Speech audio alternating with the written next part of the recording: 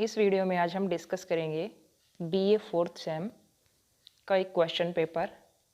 MDU university है और year है 2018। इस वीडियो में 2 क्वेश्चन पेपर डिस्कस किए जाएंगे। एक बच्चे ने शेयर किए हैं ये। आप भी अगर आपके पास कोई इस तरह से पेपर हैं, क्योंकि अलग अलग यूनिवर्सिटी होती हैं और मैं सभी यूनिवर्सिटीज़ के क्वेश्चन पेपर अरेंज नहीं कर पाती, आप भी हेल्प करना चाहते हैं तो डिस्क्रिप्शन में मेरी ईमेल आईडी मिल जाएगी, वहाँ पे आप मुझे क्वेश्चन पेपर सेंड कर सकते हैं और बच्चों की हेल्प करने में आप अपना कंट्रीब्यूशन भी दे सकते हैं। करते हैं शुरू discuss. Explain with reference to the context. जब आप 3rd सेम में थे तो पोएम आती थी, इसी तरह से स्टेंजा आते थे। 4th सेम में इस तरह के पैसेज आने शुरू हो गए। तब मैंने एक वीडियो बनाई थी कि जब हम एक्सप्लेनेशन लिखते हैं तो किस तरह से लिखते हैं, और उसके 3 पॉइंट्स भी करवाए थे। वो पोएम में भी वही एप्लीकेबल है और इस तरह के अगर आप पैसेज लिखते हैं तो उसमें भी इसी तरह की चीज़ आएंगी कि शुरू में कंटेक्स्ट लिखा जाता है, उसके बाद एक्सप्लेनेशन लिखी जाएगी और लास्ट में क्या कमेंट्स कि आपको क्या चीज़ें अच्छी लगी क्या नहीं।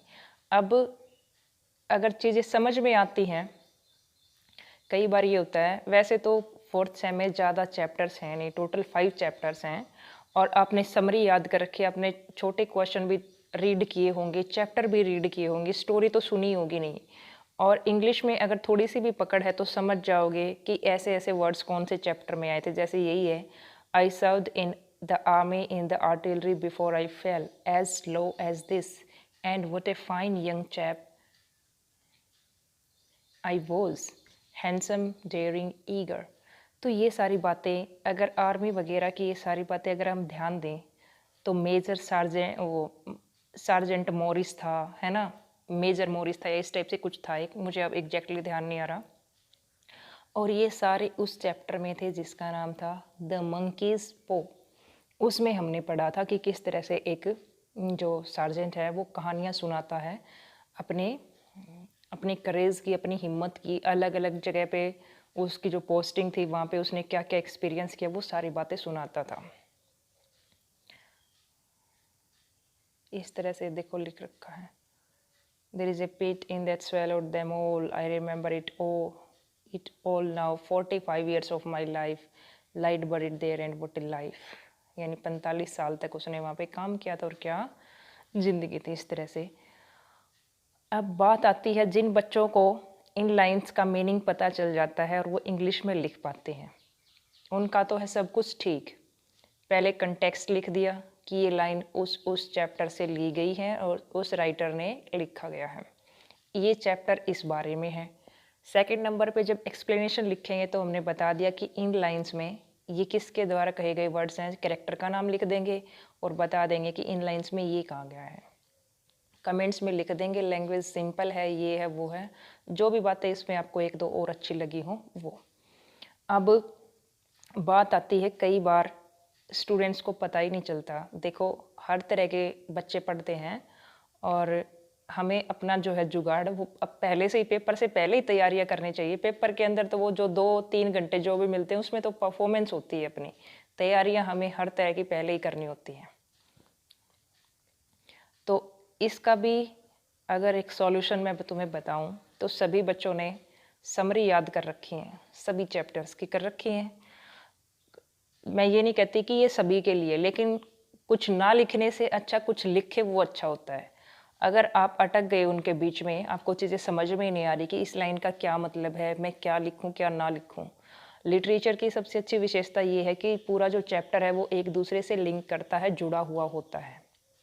आपको कुछ थोड़े बहुत मीनिंग यहाँ से क्लियर हो जाएंगे, 1-2 रीडिंग लोगे तब।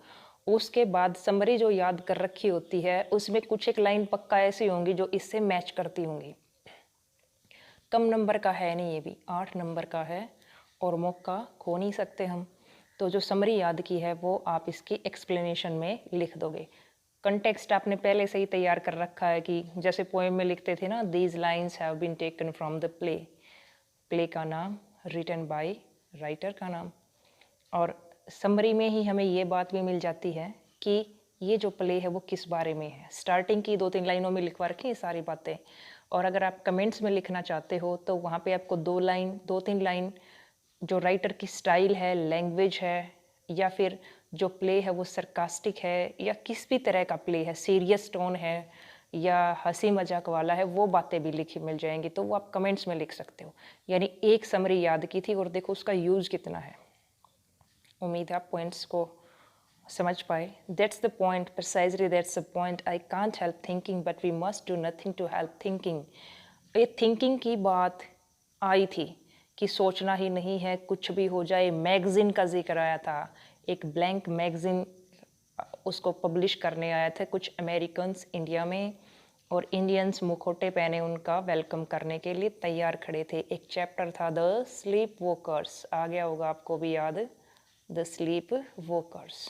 ये जो टाइटल लिखते हो चैप्टर के, उनमें कोई मिस्टेक नहीं होनी चाहिए। चाहे आप एक बार एक पेज लेके उस पर लिख के देख लो राइटर का नाम और चैप्टर्स के नाम, तो ये भी बहुत अच्छा रहेगा। क्योंकि अगर कोई चैप्टर है उसका हमने टाइटल ही गलत लिख दिया तो एकदम से ये इंप्रेशन पड़ता है कि इसको नाम तक तो पता नहीं, आगे क्या लिखेगा, ऐसा स्टूडेंट होगा। तो ऐसी कोई कमी हमें छोड़नी है नहीं बच्चों। नेक्स्ट है, answer any 6 of the following questions in a word phrase sentence each. नीचे हमें कितने क्वेश्चंस दे रखे हैं? 8, और उनमें से 6 का आंसर करना है, और सभी अलग अलग प्ले से पूछे गए हैं। ये सारे आप इजीली कर पाओगे, इसमें कोई ऐसी बड़ी बात है नहीं जो बताने लायक हो ऐसा कुछ। ये आप अपने पहले से ही थोड़ा बहुत समरी वगैरह से मैच करते मिलेंगे। ऐसा हो ही नहीं सकता कि जो समरी करवा रखे हैं 5 चैप्टर्स की और उनमें से आपको 6 क्वेश्चंस ना आते मिलें, बिल्कुल आते मिलेंगे। व्हाट इज़ द, देखो जैसे यही है, जो मॉरिस है उसका ऑक्यूपेशन क्या था, वो आर्मी में क्या था, सार्जेंट था। और ये देख लो, चाहे what does Mrs Rowland find in her husband's waist pocket, जो उसकी पॉकेट थी कोट की, उसमें उसको क्या मिला था मिसेस रॉलैंड को? एक लव लेटर मिला था। तो इस तरह से और भी ऐसे करके आप पूरे 6 आराम से मिल जाएंगे, 8 में से कोई 6 कि जिनको तुम आराम से लिख पाओगे। एक बार थोड़ा सा रिवाइज कर लेना, इनका मतलब जान लेना कि इनका, जैसे कई बार कभी तुम क्वेश्चन समझ ही ना पाओ। How long Svetlovidov been an actor, कितने सालों तक वो एक्टर रहा था? आई थिंक 45 ईयर्स है।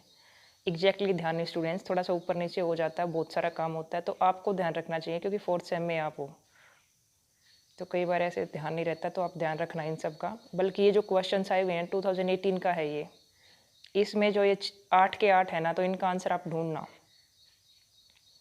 और इनको याद करके जाना।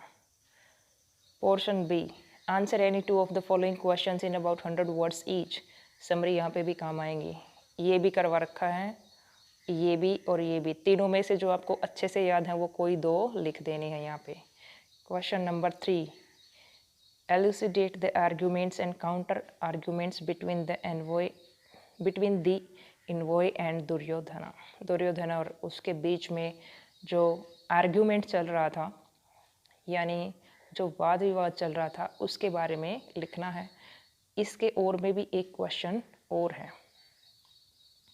लेकिन वो क्वेश्चन हमें दिखाई नहीं देगा। जिस बच्चे ने पेपर सेंड किया था उसने फ़ोटो तो ली होगी बच्चों, लेकिन उस टाइम पे ये ऊपर ये अडोब स्कैन वाला आ गया। कोई बात नहीं, कोई और आया होगा, 5 में से ही कोई एक आना, कोई बड़ी बात है नहीं। फिर यहाँ पे क्वेश्चन नंबर 4 शुरू हो जाता है। नेक्स्ट टाइम बच्चों ध्यान रखना, फ़ोटोज़ पूरी सेंड किया करो। यहाँ पे 4 क्वेश्चन शुरू हो जाएगा और उसमें आया हुआ है रेज्यूमे राइटिंग।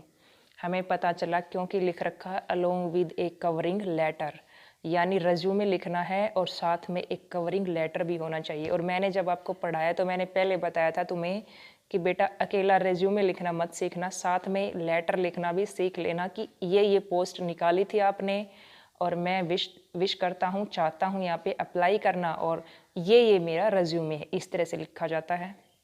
उम्मीद है आपने वो प्रिपेयर कर लिया होगा, काफ़ी दिन हो गए वीडियो आए। नेक्स्ट है मेल सेंड करनी है हमें, और मेल का फॉर्मेट बना के दे रखा है आपको पहले से ही। बहुत ही आसान, जो सबसे आसान से आसान तरीका होता है उसमें और देखो मैंने बताया था कि वहाँ फॉर्मेट में सबसे पहले आता है टू, और यहाँ पे देखो टू के बाद हमें क्या लिख देना है, ये एड्रेस, क्योंकि इसके पास हमें सेंड करनी है।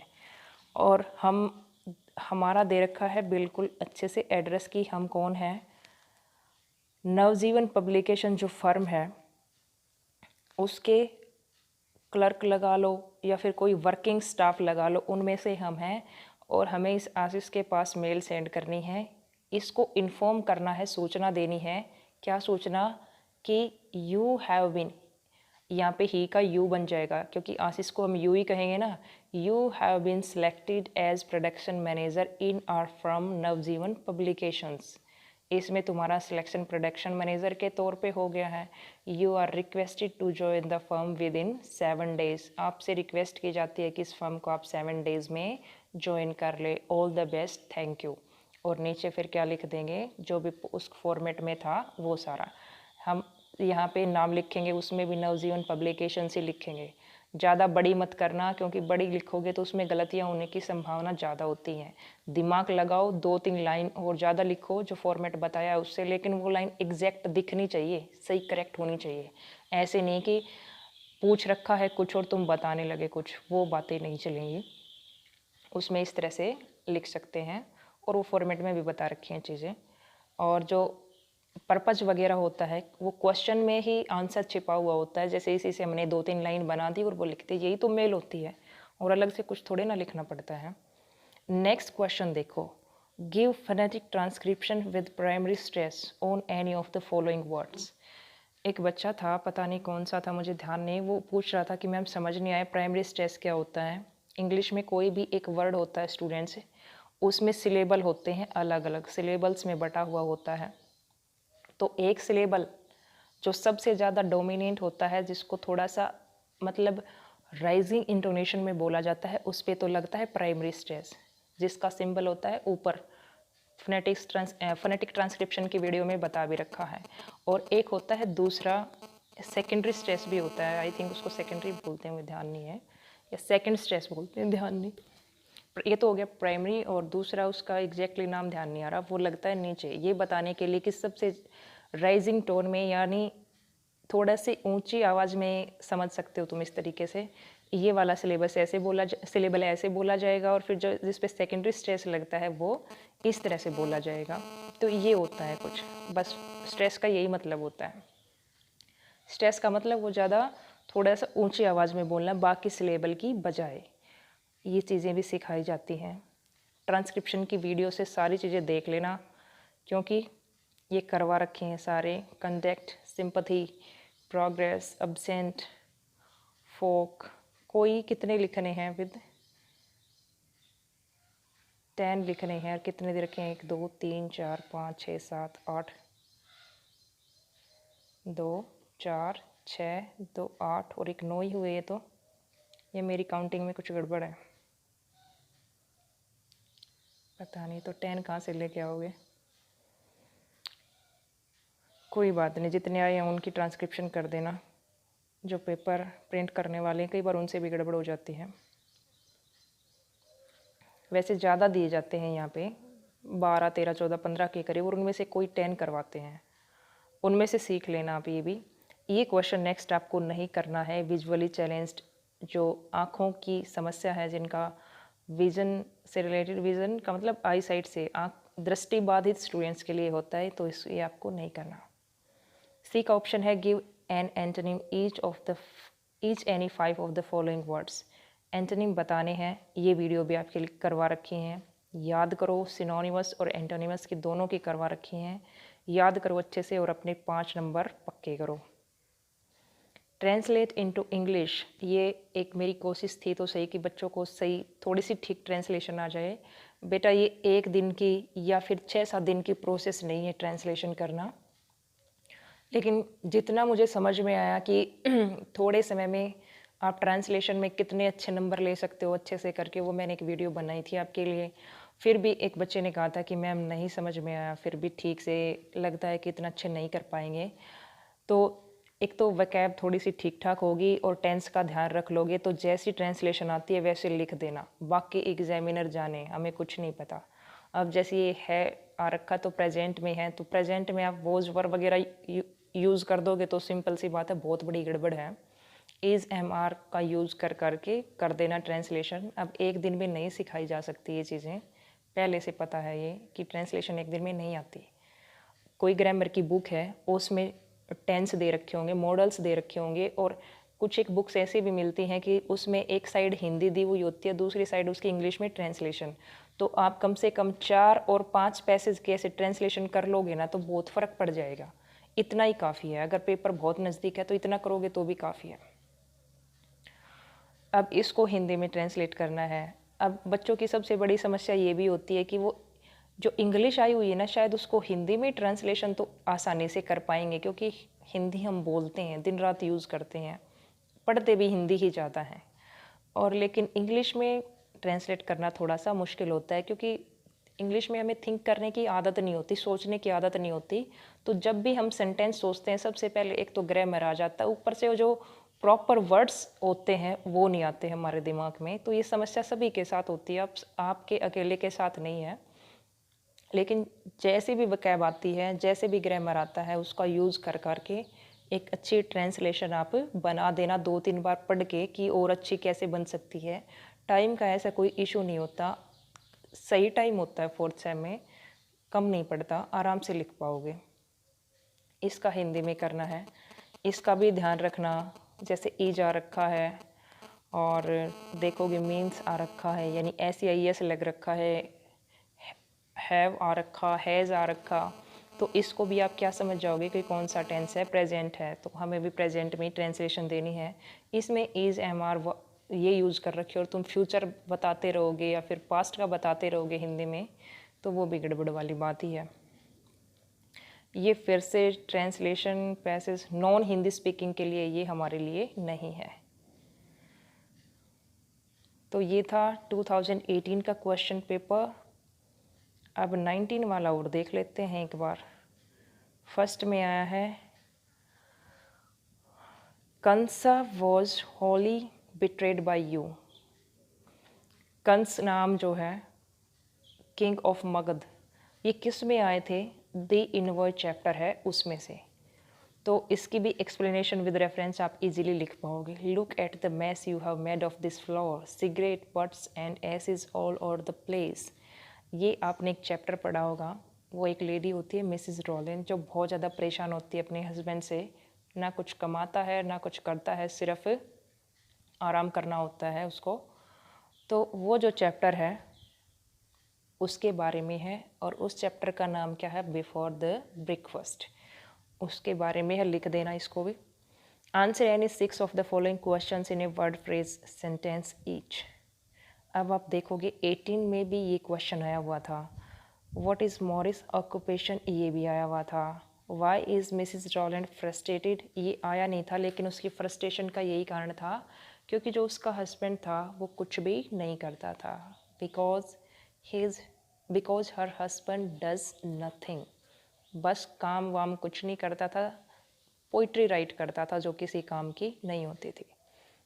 वॉट वॉज निकिता इवोनविच ऑक्यूपेशन, उसका क्या ऑक्यूपेशन था, ये भी आपको वहाँ से मिल जाएगा समरी से, सारी चीज़ें वहाँ से। मिस्टर वर्मा किस तरह की कहानियाँ लिखते थे, ये भी पहले वाले में। तो आपको क्या करना है, 18 और 19 के जो भी क्वेश्चंस आए हुए हैं छोटे वाले सारे कर लेने, और फिर देखना वो अब की बार जो 6 आएंगे वो इन्हीं में से आ जाएंगे, रिपीट होती रहती हैं चीज़ें।